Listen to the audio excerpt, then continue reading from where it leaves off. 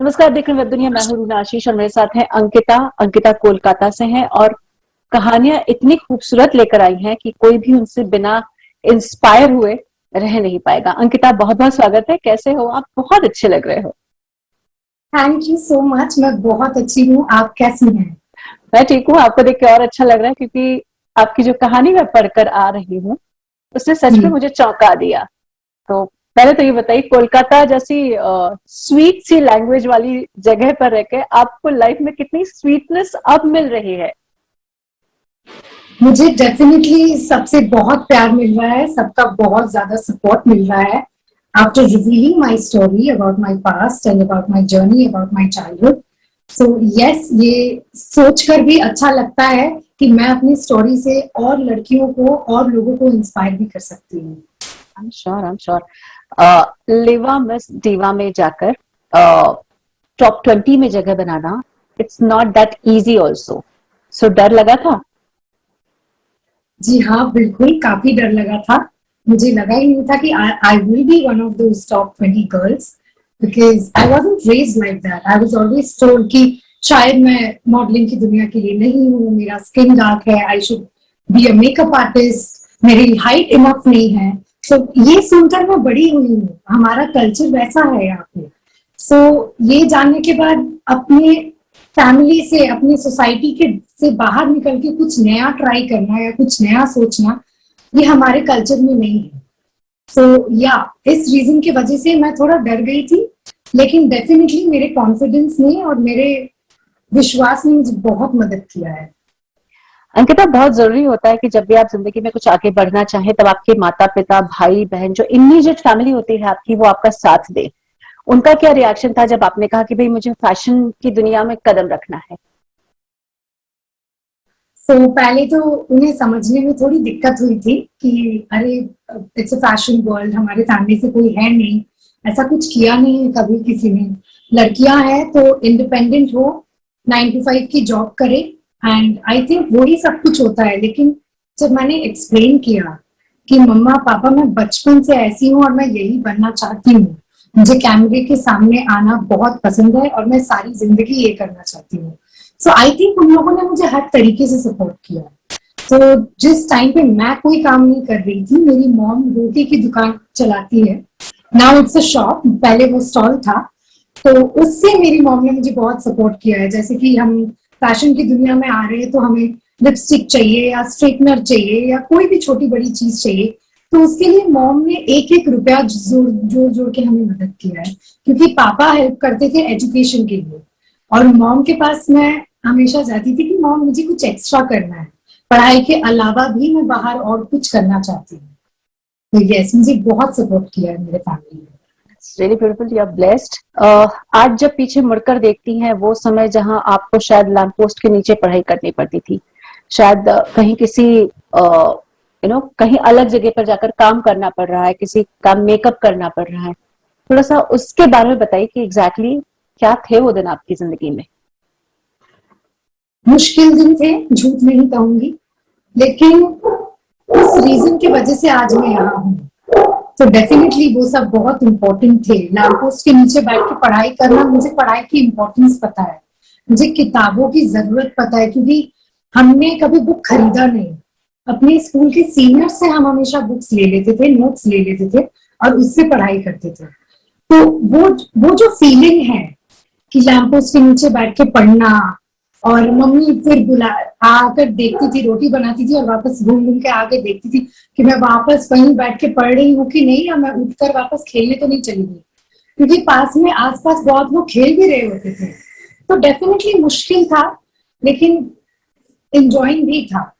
Makeup मुझे करना बहुत पसंद था। मैं प्रोफेशनल ट्रेन्ड मेकअप आर्टिस्ट नहीं हूँ, मैंने यूट्यूब से देखकर मेकअप सीखा है। जी हाँ, और उससे मैंने जितने स्किल्स लिए हैं उससे मैं ब्राइडल मेकअप, पार्टी मेकअप करना, या कॉलेज में कहना कि प्लीज अगर कोई शो हो या कोई किसी का पार्टी हो आपके घर में तो प्लीज आप मुझे जरूर बताइएगा, I love to do makeup. तो या कॉलेज के साथ साथ मेरे कॉलेज में मुझे बहुत मदद मिली है। मैं पढ़ाई के साथ साथ कॉलेज में मैंने सोर्सेज बनाए हैं so that I could make money. At the same time I used to participate in a lot of fashion show contest, क्योंकि at the end of the day मुझे वही करना था। मेकअप कर रही थी मैं अर्निंग के लिए, अपने फैमिली को सपोर्ट करने के लिए, लेकिन उसके लिए मैं अपने ड्रीम्स को पीछे नहीं जाने दे सकती थी। तो इसलिए definitely I used to take part in various fashion shows, various acting contest. Ankita, मैं सीरियसली, मेरे लिए बहुत मुश्किल हो जाता है अभी भी एक इमेजिनेशन में लाना ये चीज कि वो लड़की जो लैंप पोस्ट के नीचे खड़ी है, वो लड़की जिसकी मम्मा रोटियां बेच रही हैं और उसके बाद हर पाई पाई को जोड़कर आपको इस लेवल तक लेकर आ रही हैं। आपके बोलने में, ना आपके पहनावे में, ना आपके ऐसे बिहेवियर में कहीं नहीं लगता है कि आप पॉलिश्ड नहीं हैं। मतलब you are so well dressed, आप इतने अच्छे से तमीज से बात कर रही हैं। बहुत बड़ा गैप हुआ होगा, कैसे पार किया ये गैप? सच बताऊं तो मुझे पहले इंग्लिश से बहुत डर लगता था, क्योंकि मैं हिंदी मीडियम स्कूल से थी। अब वहां तो हिंदी मीडियम स्कूल ही था, it was West Bengal board, तो डर लगता था, सब इंग्लिश में बात करते थे मेरे सामने। लेकिन मैं कहूंगी कि इसमें मैं अकेली नहीं थी। मेरे मम्मी और पापा ने मुझसे पहले ये बात समझा कि हमारे बच्चों को किस चीज की जरूरत सबसे ज्यादा है, तो उन लोगों ने और मेहनत की एंड दे मेड श्योर कि मैं एक इंग्लिश मीडियम स्कूल में पढ़ सकूं। और इंग्लिश मीडियम स्कूल में जब मैं एडमिट हुई, after like I completed my education first 5 or 6 years in a Hindi medium school, and then my mom and dad transferred me to an English medium school, जिससे धीरे धीरे English सीखना चालू हुआ। तो या definitely it was very tough for me cope up करना, सीखना, बुक्स पढ़ना, इंग्लिश में गाने सुनना, लिखना या कहीं से कुछ पता लगाना। यहाँ तक कि मुझे डांस करना बहुत पसंद था, लेकिन घर पे बोल दिया था कि बेटा आप कहीं से डांस सीख लो, लेकिन इस वक्त हम डांस सिखाने के लिए आपको फीस नहीं दे पाएंगे। तो मैंने बोला ठीक है, इसमें कौन सी बड़ी बात है, क्योंकि मेरे लिए वो बड़ी बात कोई थी ही नहीं। टीवी में ब्लेसिंग्स के हिसाब से हमारे पास टीवी है, तो टीवी में तो सब डांस कर ही रही है, सुष्मिता सेन, करीना कपूर जो हमारी आइडल्स है, तो उन्हें देख के मैं डांस सीख लेती थी। और कॉलेज के फंक्शन में, स्कूल के फंक्शन में मैं डांस करती थी, and I used to be first, and I still hold that certificate, and I tap my back. I mean, मेरी तरफ से भी पीठ पर थपथपा लीजिए भाई, बहुत बड़ा काम कर रही है, कर लीजिए। उफ, डर नहीं लगा?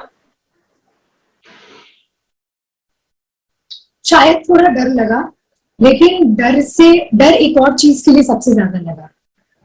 इस बात का डर लगा कि अगर मैंने ये नहीं किया तो मैं क्या करूंगी। अगर मैंने ये कोशिश नहीं की तो मैं क्या करूंगी, तो शायद मैं रिग्रेट करूंगी। हाँ, डर लगा अगर मैं हार गई तो लोग हंसते भी थे मुझ पे कि इसे तो वैसा डांस आता ही नहीं है, या इसे तो वैसी इंग्लिश आती ही नहीं है। मैं जब इंग्लिश कहती थी लोग हंसते थे मुझ पे। लेकिन मुझे और डर लगा कि अगर मैंने कुछ बोला ही नहीं, अगर मैंने डांस किया ही नहीं, अगर मैंने परफॉर्म किया ही नहीं, उस बात का डर मुझे और ज्यादा लगा।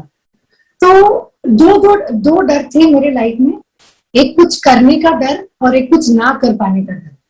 तो कुछ ना कर पाने का डर ज्यादा हावी हो गया मुझ पे, और उस डर से मैंने सब कर लिया। अरे भगवान करे, आप क्या, बहुत सारे आप जैसी लड़कियां जो है, जो सपने देखती हैं, उन्हें ऐसा वाला डर जरूर लगना चाहिए। जी बिल्कुल। इतना इंस्पिरेशनल स्टोरी और वो सब ऑरा लेकर चलती हैं। जब आप ब्यूटी पेजेंट में गई हैं, जब आपको बहुत सारा कंपटीशन दिखाई दिया, तब क्या फीलिंग आई थी और बाकी के लोगों ने क्या रिएक्ट किया? फर्स्ट ऑफ ऑल, बाकी के लोग बहुत सपोर्टिव रहे हैं, क्योंकि मैं इसके पहले इतनी ओपन नहीं थी अपनी स्टोरी के बारे में। हाँ, लोग जानते थे कि अरे इसकी मम्मी का तो रोटी का दुकान है, या ये जीन्स पहनती है, हील्स पहनती है, इसका मतलब क्या, इसका बैकग्राउंड तो हम अच्छे से जानते हैं। So it used to be, Kolkata के लोकल लोग जानते थे। बट इतने बड़े प्लेटफॉर्म में, इतने सारे लोगों के सामने अपना बैकग्राउंड, ये बात एक्सपोज करना, स्पेशली ये बात एक्सपोज करना कि हमारे पास बाथरूम नहीं था, हम खुले में नहाते थे, बदन को आधा ढक के, कुछ टॉवल पहन के या आधे कपड़े पहन के औरतें नहाती थी ग्रुप बना के, because we never used to have a bathroom. इन सब बातों के बारे में सबके सामने बताना सबसे मुश्किल बात रही है। तो हाँ, डर लगा, लेकिन जब मुझे सपोर्ट मिला कि नो मैटर हम कहीं से भी आए, हमारा बैकग्राउंड कुछ भी हो, अगर हमारे अंदर में विल पावर है तो हम कुछ भी कर सकते हैं। नो मैटर हमारे लाइफ में कितनी भी प्रॉब्लम्स आए, वो सारे प्रॉब्लम्स एक ना एक दिन ब्लेसिंग्स बनने वाले हैं, बस ये सोच के। एक बहुत ऑनेस्ट आंसर चाहिए आपसे। जी। आज जहां हमारे देश में इतनी आगे तरक्की होती जा रही है, दुनिया वालों की आंखें ऐसी खुली की खुली रह जाती हैं, वहां पर एक ये भी विडंबना है, ये भी एक आयरनी है, ये भी एक other part of the life है, other part of the country है, जहां पर महिलाओं को खुले में शौच करना पड़ता है, नहाना पड़ता है, बहुत वनरेबल सिचुएशन रहती है। कितना गुस्सा आता है। बहुत ज्यादा गुस्सा आता है, और उससे ज्यादा अफसोस होता है कि औरतें इस चीज के लिए ज्यादा कुछ नहीं कर पा रही हैं। मुझे लगता है इस रीजन की वजह से औरतों को इंडिपेंडेंट होना चाहिए, आत्मनिर्भर होना चाहिए, कि उन लोग अपने लिए डिसीजन ले पाए। आई वॉज ब्लेस्ड कि मेरे मॉम डैड ने मेरे लिए डिसीजन लिया कि बच्चियां बड़ी हो रही हैं, अब ये ऐसे खुले में नहीं नहा सकती, अब ये ऐसे खुले में शौच नहीं कर सकती। लेकिन मुझे सॉरी लगता है कि मेरी और भी सारी फ्रेंड्स हैं जो अभी भी वहां हैं, उनकी लाइफस्टाइल अभी भी वैसी है। मुझे इस चीज के लिए बहुत बुरा लगता है, और शायद हम खुद इसका जवाब हैं। हमारा इंडिपेंडेंट होना, हमारा आत्मनिर्भर होना और खुद के लिए स्टैंड लेना, यही इस प्रॉब्लम का सबसे बड़ा जवाब है। भैया चलिए, जाते जाते अब बाकी की उन लड़कियों को क्या कहकर जाएगी जो शायद आपको देखकर बहुत इंस्पायर हो, बहुत सारी प्रेरणा ले, बहुत सारे सपने देखें। पहली बात तो मैं बहुत प्राउड हूँ कि मैं इंडिया से हूँ, और इंडियन औरतों को, इंडियन लड़कियों को ऑलरेडी पता है कि हम सबसे अलग हैं। तो ये हमारी सबसे पहली क्वालिटी हो गई। और इसके बाद हमें आत्मनिर्भर होना है, जो कि मैंने पहले भी कहा, we have to be independent. हमारी खुद की आवाज होनी चाहिए, हमें हमारा खुद का ओपिनियन होना, और उसे वॉइस करना सबसे ज्यादा जरूरी है। नो मैटर सोसाइटी हमें कुछ भी कहे, चाहे वो हमारे बैकग्राउंड के बारे में हो, चाहे वो हमारे कल्चर के बारे में हो, चाहे वो हमारे एजुकेशन के बारे में हो, या स्किन कलर के बारे में हो। आई थिंक हमें उससे बाहर निकल के अपने ओपिनियंस को वॉइस करना होगा और खड़ा होना होगा, no matter whatever happens to us. चलिए बढ़िया। और शायद इसी तरह हमारी जनरेशन पूरी दुनिया को प्रेरणा देती रहेगी। इंडियन बिल्कुल बिल्कुल, जिंदगी को जी। खूबसूरत आप बनाते रहिए, खूबसूरत राह की तरफ बढ़ते रहिए पूरी हिम्मत के साथ। बहुत सारी शुभकामनाएं। शुक्रिया। Thank you so so much. Web दुनिया की सभी से अपील है कि भीड़ भाड़ से बचें, मास्क पहनें व सैनिटाइजर का इस्तेमाल करें, साथ ही सोशल डिस्टेंसिंग का पूरा पालन करें।